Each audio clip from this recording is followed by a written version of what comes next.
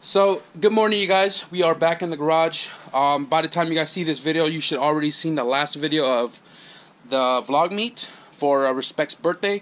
I didn't close out that video, but the shooting was pretty damn crazy on the freeway. There were literally people running around across the lanes, firing their guns. Definitely two gunmen. So today, I got a car coming in. It's a 9295-ish Civic Furio 4-door. And it's stock. We're going to be swapping in an LSVTEC turbo into it.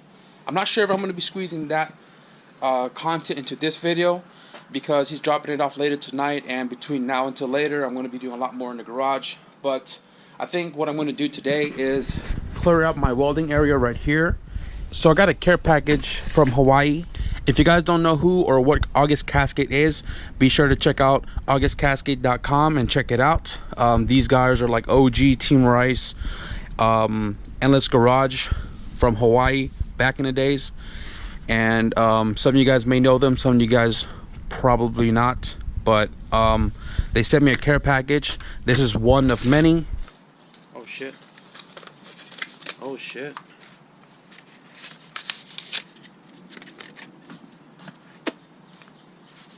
Oh, more tape. Oh, shish. Holy shit. What in the world is going on in here?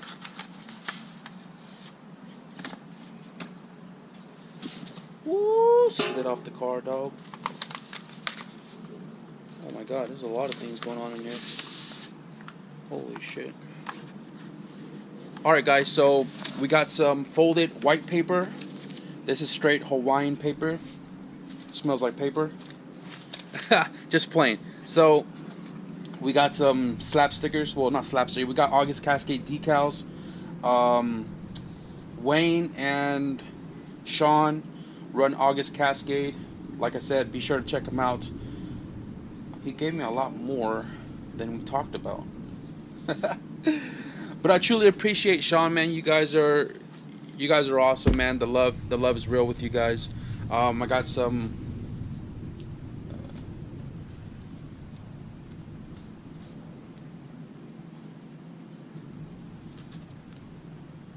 We got some more stickers. That's what it is. Definitely check out their website, AugustCascade.com, for some merches. If you guys know who these guys are, be sure to check them out and support the homies from the Hawaii, bro. They are great people. They got some great builds. They're OG. They've been around before most of you guys, for the most part. And I'm going to be hopping on board with those guys. They're going to be helping somewhat with my car. And I'm excited. Honestly, I want to make some planned trips to Hawaii to kind of link up with the OGs and stuff like that, because I grew up watching them. I grew up using them as an inspiration as far as CRXs, because that's what my brother had at the time when I didn't have a car. So I still look up to them just because, you know, they're true to the game. They're great people. And what more else is there to say? I'm looking forward to linking up with the boys, and hopefully one day we'll link up in person and go about, you know, building a friendship with the guys. So AugustCascade, link below.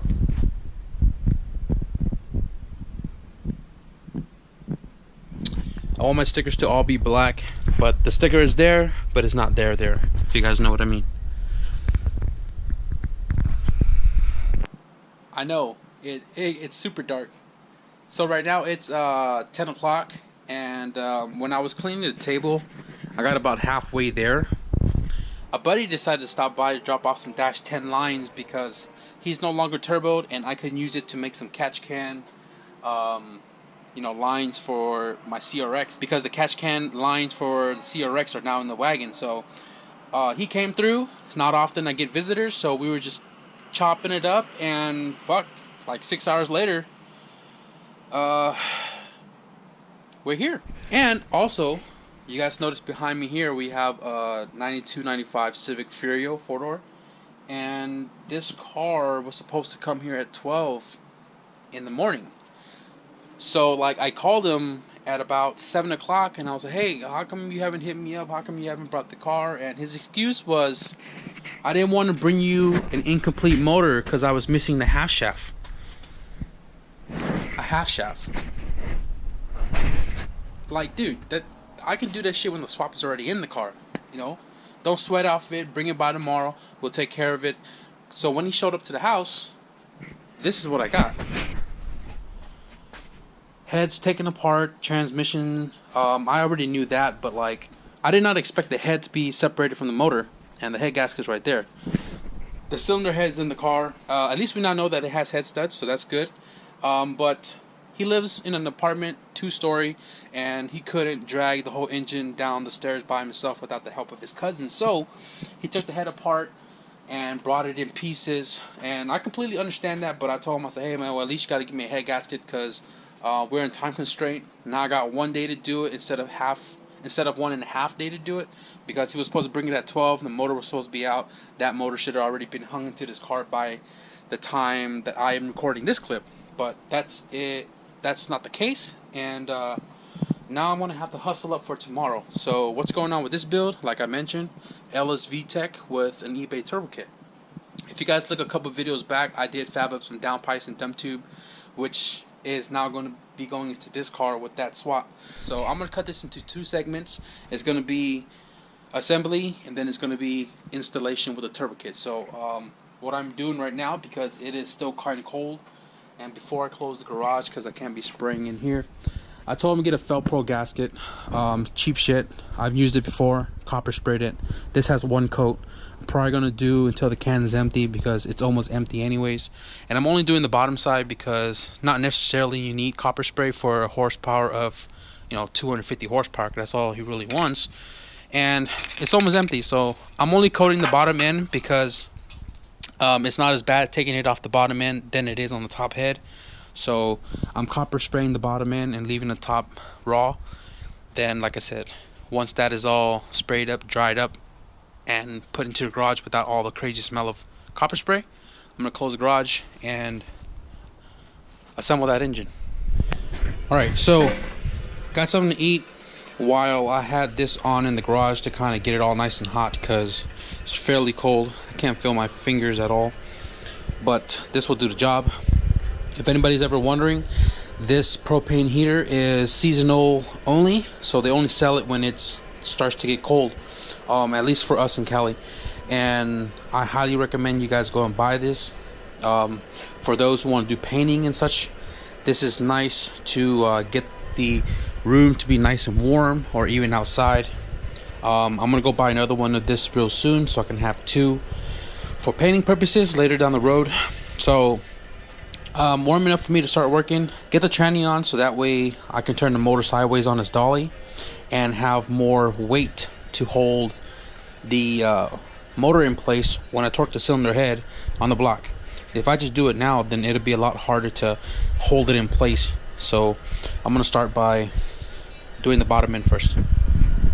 I just realized customer didn't bring me clutch bolts, but lucky for me, I hoard a bunch of bolts from my bin, and I was lucky enough to find 6 12.10 mil clutch bolts. These are manual, I know for damn sure, because I've never had an automatic in this garage. I was crossing my fat fingers as tight as I could to find them in this bin, so I didn't have to open that bin to get my flywheel and clutch combo out, because for sure on there has flywheel and clutch bolts. Fortunate enough to find them in here, so let's carry on.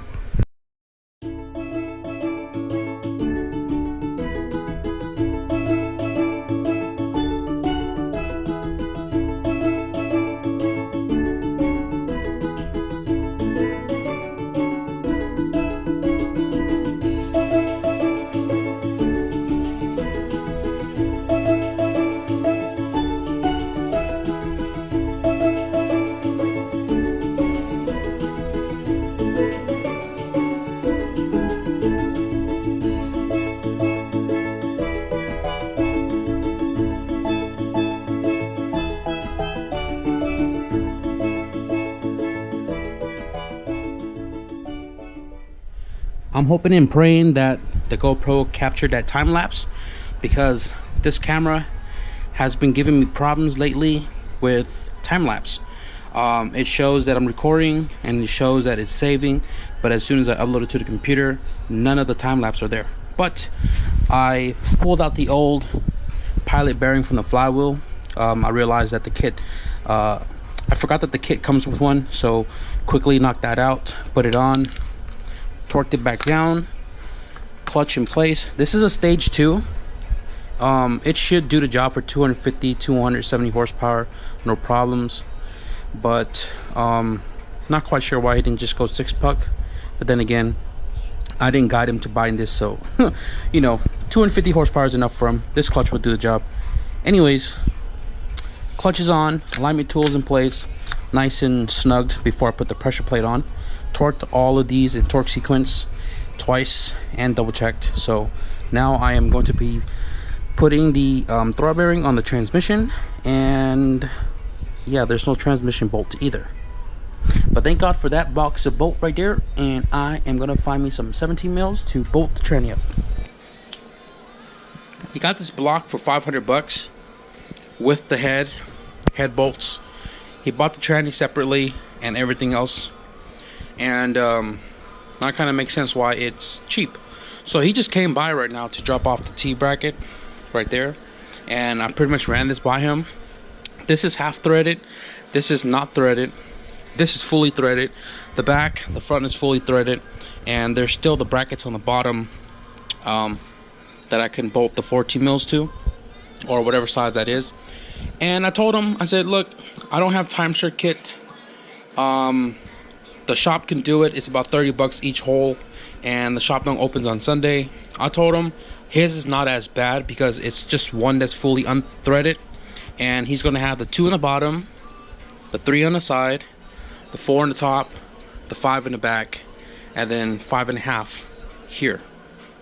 He should be okay.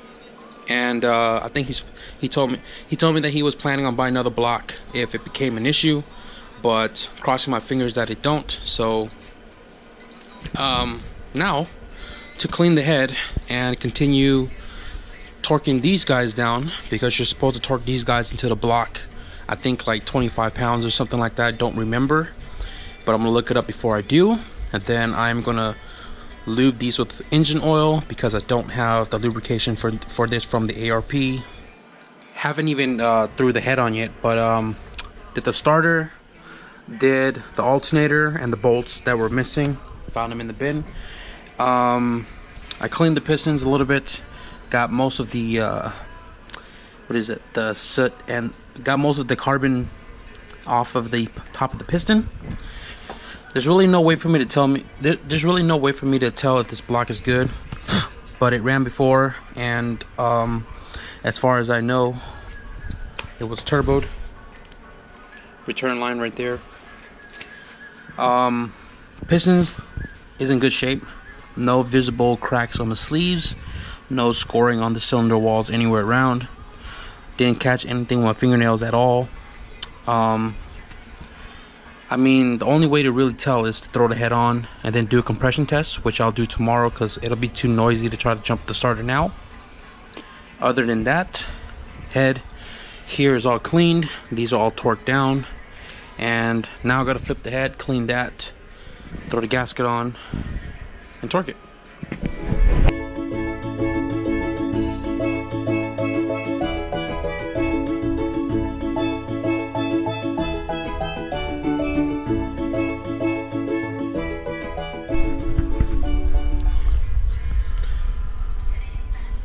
First, second, third, fourth, fifth, sixth, seventh, 8, 9, and 10. I torqued them to 85. I started with 25, and then 50, then 85. I mean, everybody do them differently, but at the end of the day, they're going to be torqued down to 85 foot-pounds. On my motor before, I torqued down to 92. Never had an issue. 83, 85 is kind of where the ARP are supposed to be at, I think. But anyways, never had an issue in the last 10 years I've done this. But these are all torqued down now, and so beforehand I put the piston on TDC, single mark to the arrow on the timing cover, and now I am going to be lubricating all of these journals, lifters. I'm gonna put the cams on, torque them down, do the timing, Not sure if the time lapse was working or not, but if it did, cool. If it didn't, I'm sorry if it just goes straight to being completed right after this clip. So yeah, cam caps all torqued down. These small ones right here, I think they're about I got them on 12, but I think they're supposed to be on 16. I'm a little afraid that these fuckers will strip, so hand tight these 12s in their sequence. I did them at 20, I think it was. Yeah, I think I did them at 20.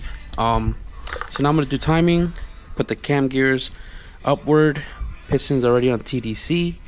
Probably going to put an extension or something down the cylinder to ensure that it is at TDC. It sure is. So what I'm gonna do now is take my wrench, pretty much turn these cams and cam gear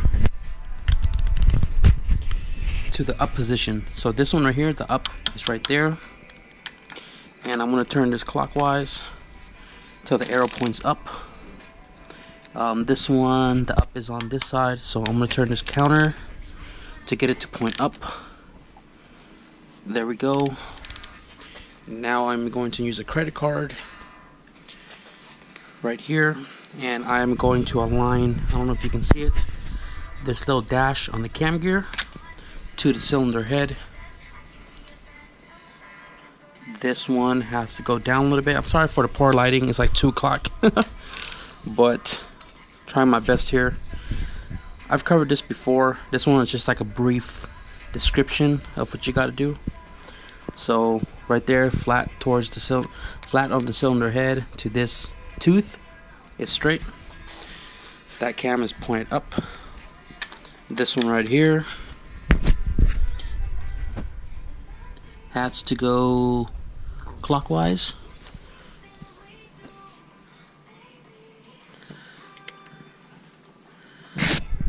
Okay, there we go.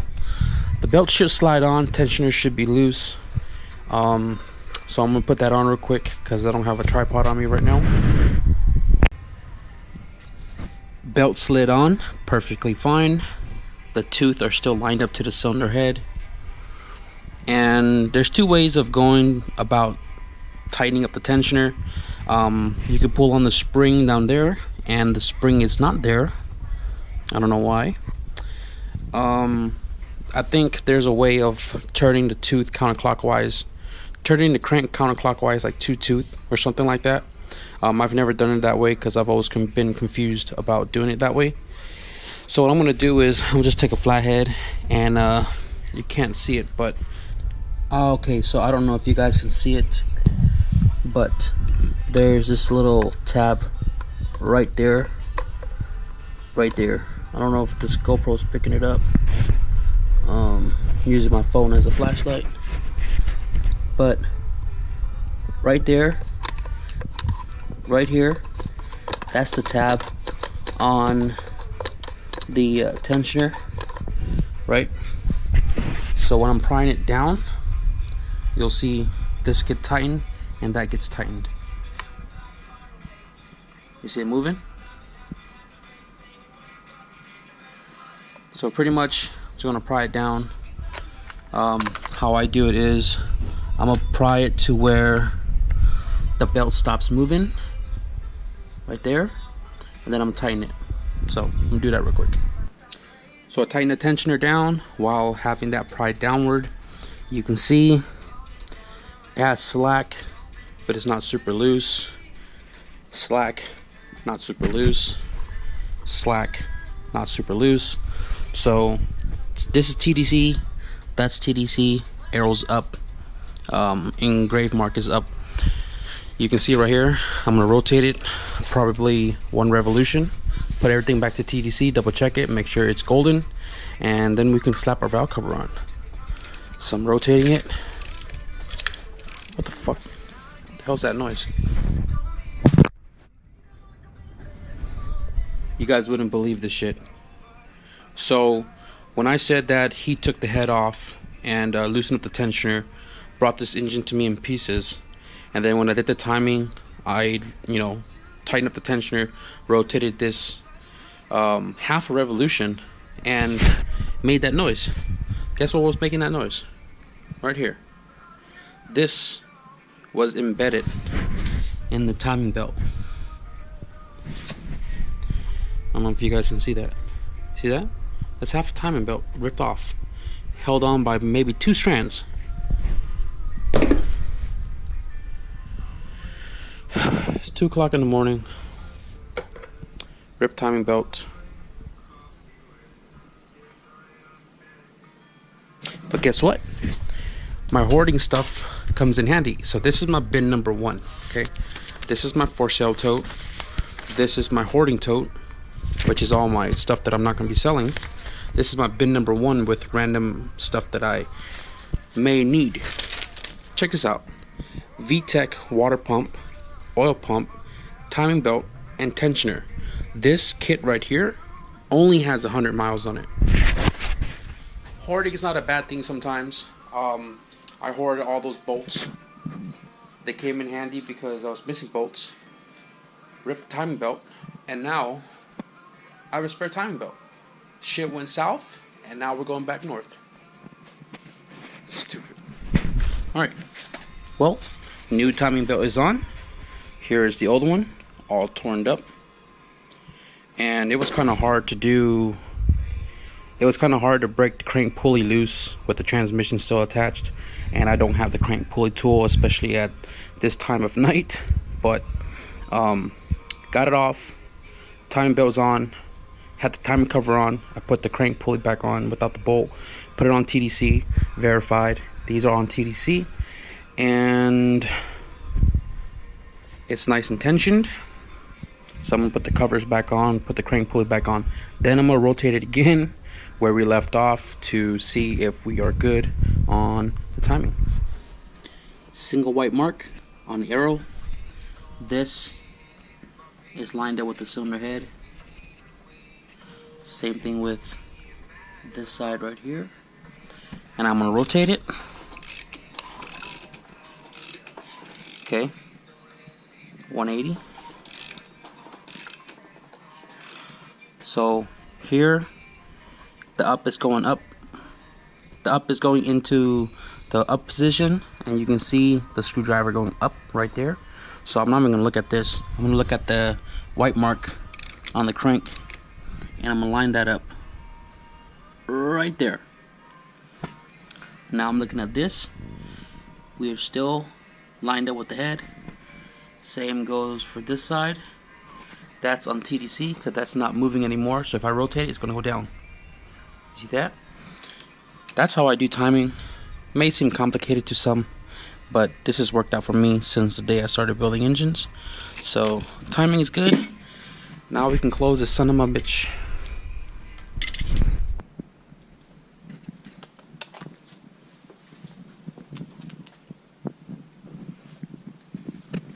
So tomorrow I'm going to have to go to the junkyard and source up some small bits and pieces, a couple bolts. I need a half shaft. I gotta find a way to adapt the feed line because this is not on sandwich plate. So the VTEC line is coming off the oil pressure switch location, and I'm probably gonna have to go to Home Depot and get a 4-way T so I can have the oil pressure sensor, the VTEC line, and the feed line for the turbo. But other than that, all these other stuff are going to be added on when I pull the single cam out. Same goes for the outer air control valve, if it fits. Otherwise, I'll snag one from the junkyard as well. Daughter body's in the box, but no gasket. But yeah, I'll continue this in the next video. Alright, so it's like 4 o'clock right now, and I couldn't talk too loud in the garage because everybody's sleeping. So this video took a surprising turn. Originally I was supposed to receive the car at 12 so I can at least start disassembling the engine and whatnot to get the engine bay ready for the B series. But I know I said it earlier in the video, so I called him and I was like, hey dude, like, when are you going to slide through? and he was like, "Oh, I didn't want to hit you up because I didn't have a half shaft." I'm like, dude, a half shaft is a 3-bolt item that can go on the car when the engine's in place. Bring it through if you still want to do it. And I call him customer because he's paying me to do it because he's a busy guy, and he's actually a friend of mine. So I'm trying to help him as much as I can. And like I told him, so you know what, man, just I put off a lot of people already because I wanted to do his car first. So just bring it anyways. He was off today. I told him I'm still going to be in the garage till about 10 o'clock before the garage closes, and I called him around 7. So he lives in an apartment, and everything was in his room, so it took him quite some time to get everything loaded up into his car because that was his only commuter to bring the engines and parts to me. The engine was intact. It had the cylinder head on it, but since he was pulling everything by himself, he had to disassemble the head because the engine was too heavy for him to bring down the stairs. Completely understand. His cousin wasn't around or available at the time to kind of come and help him, but at the end of the day, I did a new head gasket. I'm looking at my camera because the light keeps going off, but it's super windy-ish. Anyways, so at the end of the day, it has a brand new head gasket. Timing belt snapped because of the stupid tension spring, and he has a new timing belt on it. I should have changed the water pump too, but it looked fairly new. But I can't guarantee the water pump is in good condition or whatever the case may be. But he didn't have all the funds to do everything brand new. But hopefully all of that changes when the swap is said and done, and then he can buy all the maintenance parts to then do it again, which Hondas, they're easy to do, no big deal. But for this video, it was just an assembly of the engine to get it ready for tomorrow. There's still miscellaneous small pieces that are missing, but I'm going to be robbing that from the single cam, or when I go to the yard to snag the half shaft, I'll snag it in the yard as well, so I don't really touch too much from the single cam. But in the next video, I'm going to be tearing out the single cam and putting in the B series, turboing it. And like I said, I got a customer on Monday, so I have to get his car done tomorrow. I should have already been sleeping, but I don't know. I can work off of 3 hours of sleep, so I can sleep for a couple, wake up in the morning, hit the yard, go to the store, get the gasket, go to Home Depot, get the T-fitting for the VTEC feed, the turbo feed, and the oil pressure sensor, so that way all 3 of those are functional. And then tackle the swap. I've done it a million times. It should go pretty simple. So I didn't quite explain too much on how to install the VTEC head and everything else on the engine. I've covered it many times before, but just kind of want to give you quick glimpses of the stages of doing it. So if you guys like this video, give it a thumbs up. And if you guys want to see the first startup of this LSVTEC Turbo Sedan, please hit the subscribe button below. And again, guys, thank you for watching. I will see you in the next video. Peace.